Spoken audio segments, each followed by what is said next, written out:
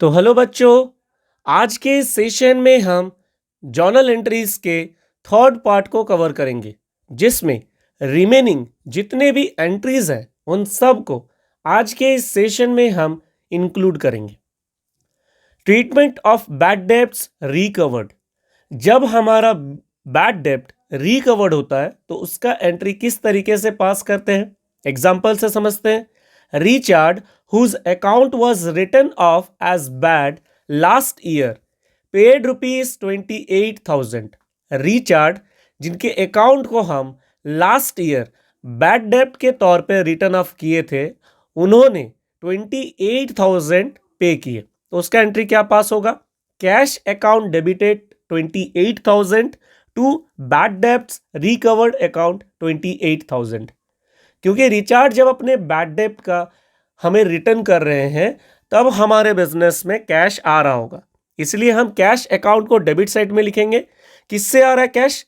Bad डेब्ट recovery से। जो बैड डेब्ट हुआ था उसका रिकवरी हो रहा है, इसीलिए क्रेडिट साइड पे हम to bad debts recovered account लिखेंगे।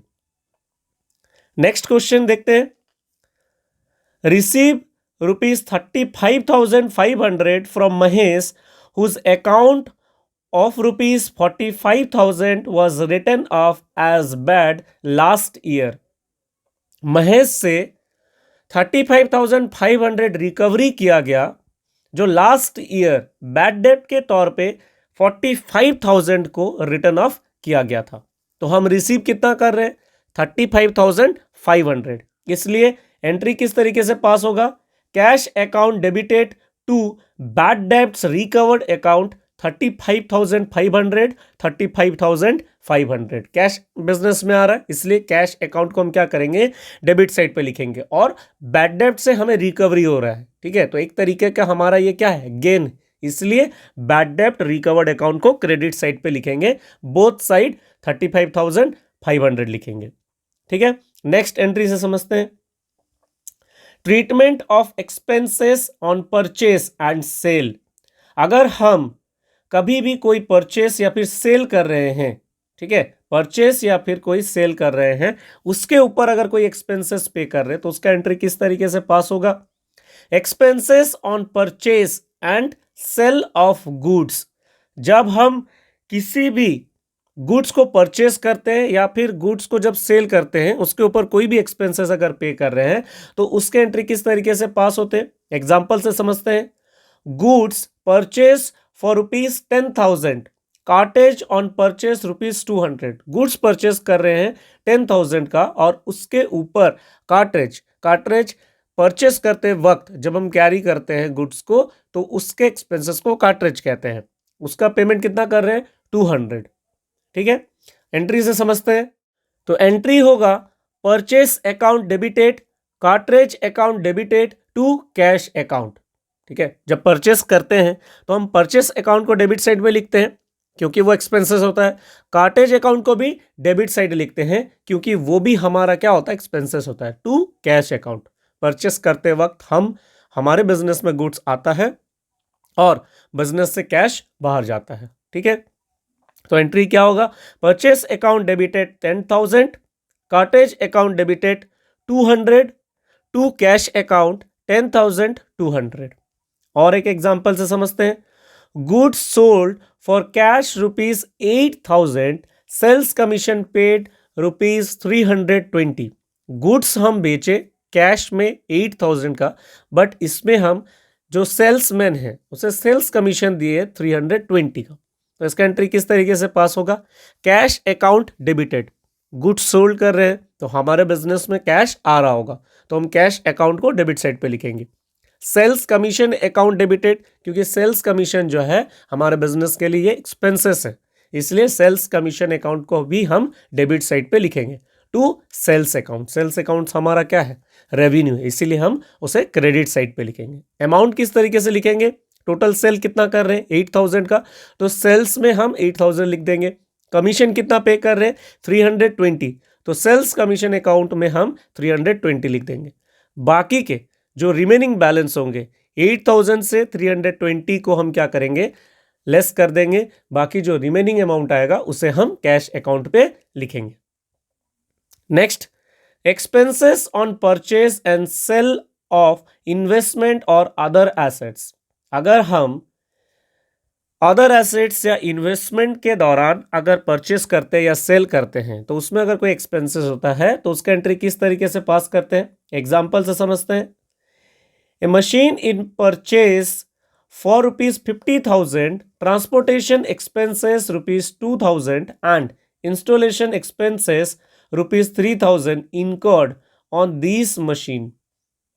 हम एक मशीन खरीद रहे हैं जिसका प्राइस है 50,000, उसमें ट्रांसपोर्टेशन एक्सपेंसेस कितना लग रहा है 2,000 और इंस्टॉलेशन चार्जेस लग रहा है 3,000।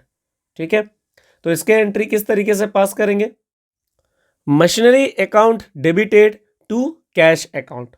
जैसे एज इट इज हम फिक्स एसेट्स को परचेस करते हैं, जो जर्नल एंट्रीज पास करते हैं वही जर्नल एंट्रीज इस क्वेश्चन में भी सॉल्व करेंगे। ठीक है, machinery account debited to cash account. अब टोटल मशीन का कॉस्ट और अदर एक्सपेंसेस के कॉस्ट को इंक्लूड करके बैलेंस में हम लिखेंगे, machinery account debited 55,000 to cash account 55,000।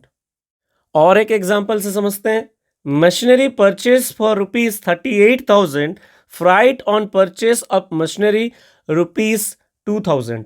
हम एक मशीनरी खरीद रहे हैं जिसका प्राइस है 38,000 और उसमें फ्राइट चार्जेस दे रहे हैं 2,000 का, तो उसका एंट्री क्या पास होगा, machinery account debited to cash account. जैसे हम फिक्स एसेट्स परचेस करते हैं ठीक उसी तरीके से एंट्री पास करेंगे, machinery account debited to cash account.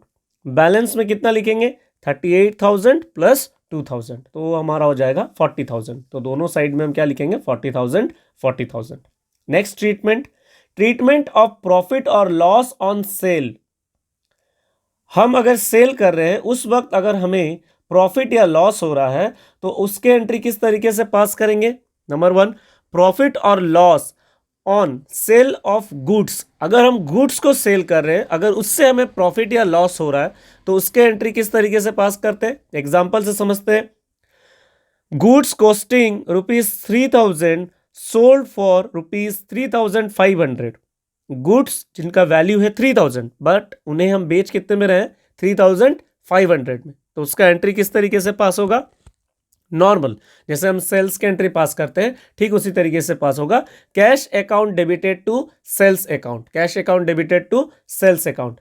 Amount में हम कितना लिखेंगे, 3,500, टोटल प्रॉफिट को ऐड करके लिखा जाता है। ठीक है, 3,500 और सेल्स में भी कितना लिखेंगे, 3,500। और एक क्वेश्चन से समझते हैं, गुड्स कॉस्टिंग ₹7,000 सोल्ड फॉर ₹9,000। 7,000 का गुड्स है जिसे हम 9,000 में बेच रहे हैं, तो उसका एंट्री किस तरीके से पास होगा, बेच रहे हैं तो कैश आएगा, cash account debited to sales account 9,000। Profit को ऐड करके लिखा जाता है, इसीलिए हम 9,000 दोनों साइड पे लिखे हैं। ठीक है, नेक्स्ट, प्रॉफिट और loss on sale of assets. अगर हम किसी भी एसेट्स, फिक्स एसेट्स को अगर सेल कर रहे हैं, उससे अगर हमें प्रॉफिट या लॉस हो रहा है तो उसके एंट्री को किस तरीके से पास करते हैं, एग्जांपल से समझते हैं। Furniture costing ₹18,000 is sold for ₹16,000। Furniture जिसका वैल्यू 18,000 है और हम उसे 16,000 में बेच रहे हैं, तो उसका एंट्री किस तरीके से पास होगा, देखिए बेच रहे हैं तो हमारे बिजनेस में कैश आ रहा होगा, तो cash account debited, loss on sale of furniture account debited to furniture account. Business में कैश आ रहा है इसलिए हम कैश अकाउंट को डेबिट साइड में लिखे, और फर्नीचर सेल करते वक्त हमें लॉस हो रहा है क्योंकि फर्नीचर का वैल्यू 18,000 है और हम उसे 16,000 में बेच रहे हैं, तो हमें 2,000 का लॉस हो रहा है, इसलिए loss on sale of furniture account debited को हम डेबिट साइड में लिखेंगे टू फर्नीचर अकाउंट। अब बैलेंस कैसे लिखेंगे, फर्नीचर 18,000 का था इसीलिए हम फर्नीचर अकाउंट में 18,000 लिख देंगे। ठीक है, और कैश हम कितना रिसीव कर रहे हैं, 16,000, तो कैश अकाउंट में हम 16,000 लिख देंगे। 18,000 माइनस 16,000, 2,000, रिमेनिंग 2,000 को हम loss on sale of furniture account में लिखेंगे।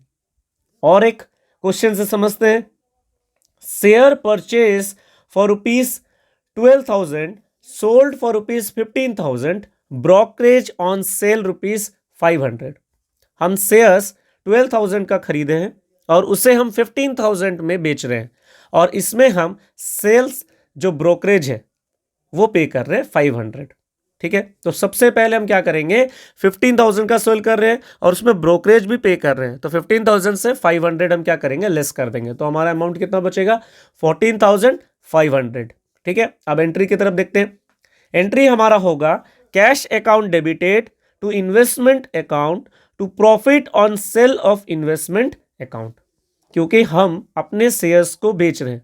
ठीक है, तो उससे हमारे पास कैश आ रहा होगा, इसलिए कैश अकाउंट को डेबिट साइड में लिखेंगे 14,500। ब्रोकरेज ऑन सेल को हम लेस करके लिखेंगे। ठीक है, टू इन्वेस्टमेंट अकाउंट, हमारा शेयर्स का जो इन्वेस्टमेंट था उसका वैल्यू कितना था, 12,000, इसीलिए हम उसमें 12,000 लिखे। To profit on sale of investment account, अब हमारे इन्वेस्टमेंट को हम सेल कर रहे हैं तो इससे हमारा प्रॉफिट आ रहा है। ठीक है, तो 14,500 को 12,000 से माइनस करेंगे, हमारा बैलेंस आएगा 2,500, उसको हम profit on sale of investment account में लिखेंगे। ठीक है, next treatment, treatment of loan taken and loan advance. ठीक है, हम लोन किसी से लिए हैं या फिर किसी को लोन दे रहे हैं। ठीक है, एग्जाम्पल से समझते हैं। बोरोड ₹10,000 फ्रॉम चिंटू, चिंटू से हम 10,000 रुपीज बोरो किए, मीन्स उधार लिए एज ए लोन। ठीक है, तो उसका एंट्री क्या पास होगा, बिजनेस में कैश आ रहा होगा, तो कैश अकाउंट को हम डेबिट साइड पे लिखेंगे 10,000 टू चिंटूस लोन अकाउंट। कहां से मिल रहा है 10,000, चिंटू से हम लोन के तौर पे लिए हैं, इसलिए क्रेडिट साइड पे क्या लिखेंगे, टू चिंटूस लोन अकाउंट 10,000। ठीक है, और एक एग्जांपल से समझते हैं। लेंट ₹15,000 टू सानिया, सानिया को हम 15,000 दे रहे हैं, तो उसका एंट्री किस तरीके से पास करेंगे, loan to Sania account debited. ठीक है, क्योंकि वो बिजनेस के लिए एक्सपेंसेस है। Loan to Sania account debited 15,000 to cash account. ठीक है, हम अगर किसी को कैश दे रहे हैं तो बिजनेस से हमारा क्या हो रहा है, कैश जो है वो बाहर जा रहा है, इसलिए loan to Sania account debited to cash account 15,000। Next treatment को समझते हैं। Treatment of expenses paid and outstanding, अगर हमारा एक्सपेंसेस पे किए हैं या फिर कोई एक्सपेंसेस ड्यू है तो उसके एंट्री किस तरीके से पास करते हैं, एग्जांपल से समझते हैं। Salary of current year outstanding, current year के सैलरीज जो है 15,000 वो हमारा आउटस्टैंडिंग मींस ड्यू है, तो उसका एंट्री किस तरीके से पास करेंगे, salaries account debited to salaries outstanding account. Salary account तो हमारा एक्सपेंसेस है बट उसका पेमेंट हम नहीं किए हैं, इसलिए to salaries outstanding account credit side पे लिखेंगे 15,000। ठीक है, नेक्स्ट और एक एग्जांपल से समझते हैं। Salaries of the previous year paid ₹15,000, previous year का सैलरी हम करंट ईयर में पे कर रहे हैं 15,000, तो उसका एंट्री क्या पास होगा, salaries outstanding account debited to cash account 15,000, क्योंकि सैलरी जो आउटस्टैंडिंग था प्रीवियस ईयर का उसे हम करंट ईयर में पे कर रहे हैं, तो इसलिए salaries outstanding account debit side में होगा टू कैश अकाउंट, क्योंकि बिजनेस से कैश जा रहा है। ठीक है, 15,000। और एक एग्जांपल से समझते हैं। Salaries of the next year paid ₹20,000, upcoming year के सैलरी को हम करेंट ईयर में पे कर रहे हैं, तो उसका एंट्री किस तरीके से पास होगा, salaries prepaid account debited to cash account. Salary prepaid account को हम इसलिए डेबिट साइड पे लिखेंगे क्योंकि अपकमिंग ईयर का सैलरी को हम पे कर रहे हैं।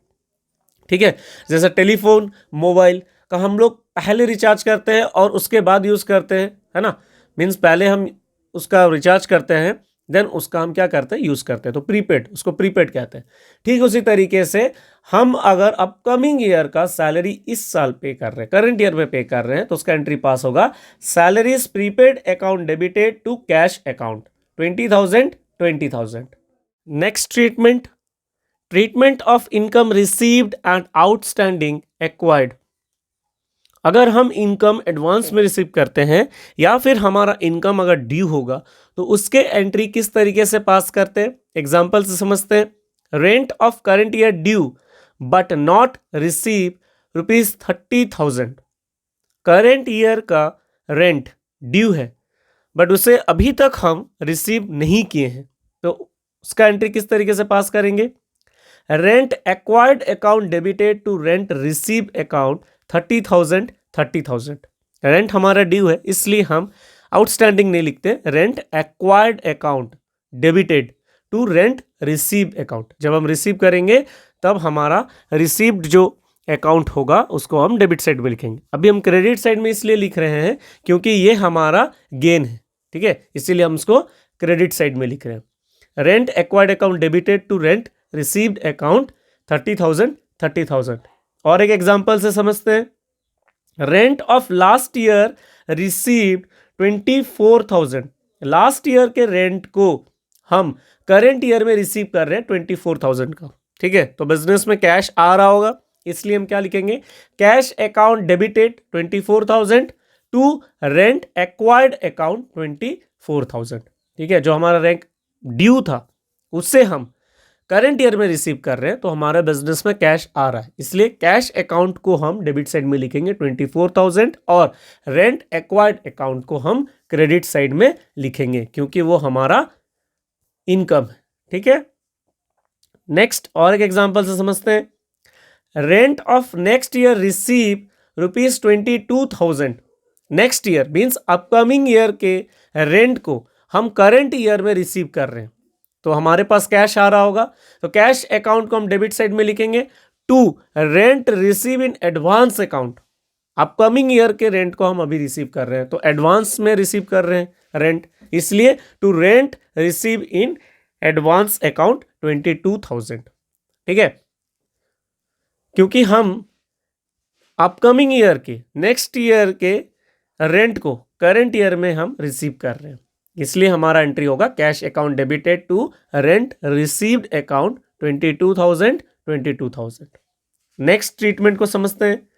Treatment of goods given as charity advertisement.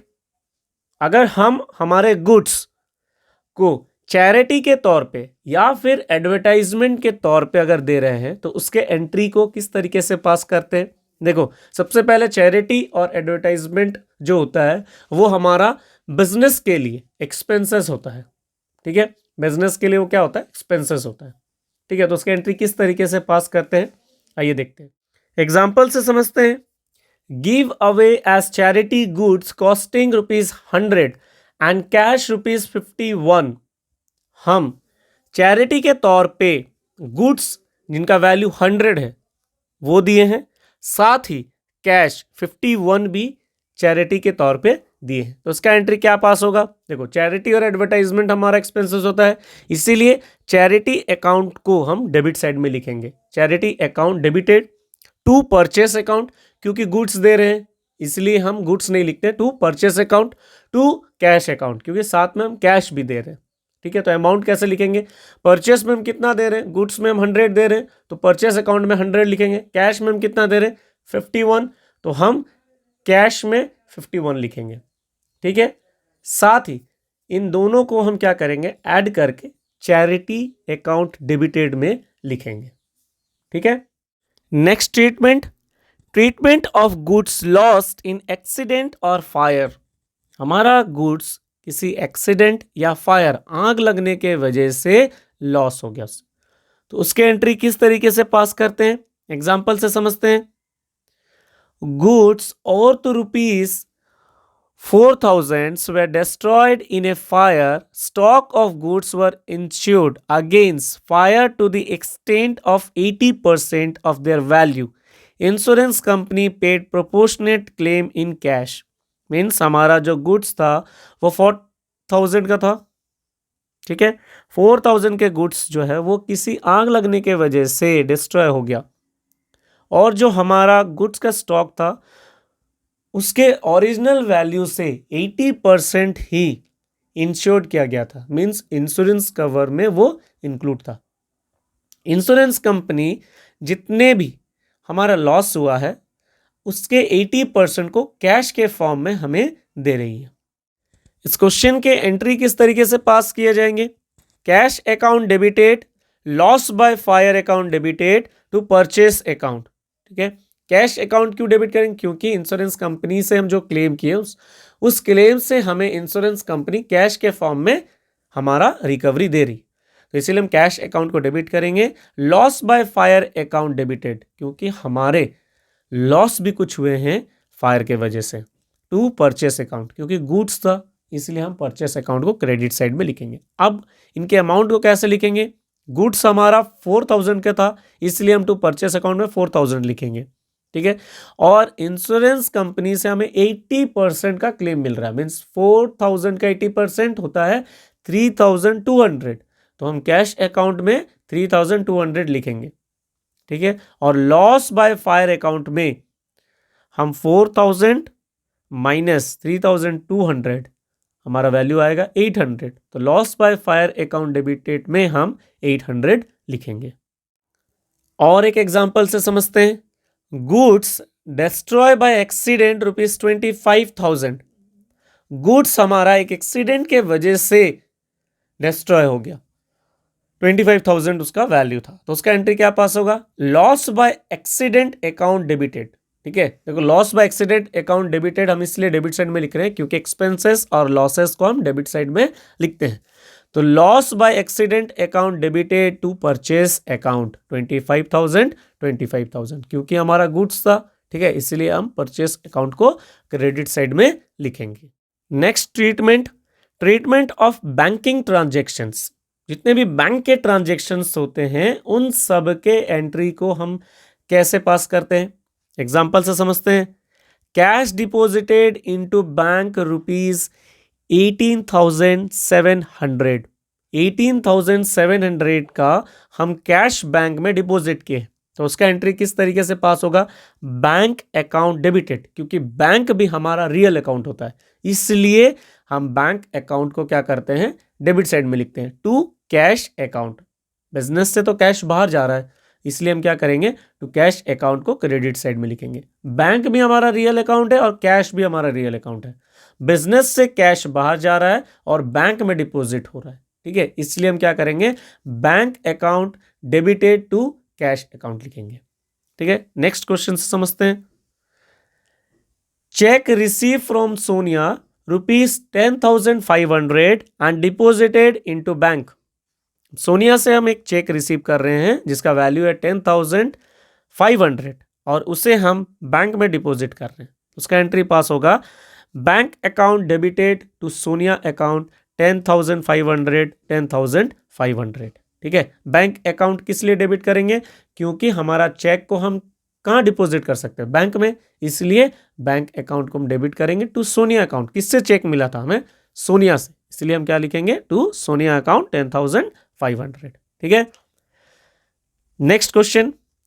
Check receive from Sonia and deposited into bank dishonoured, that is return unpaid.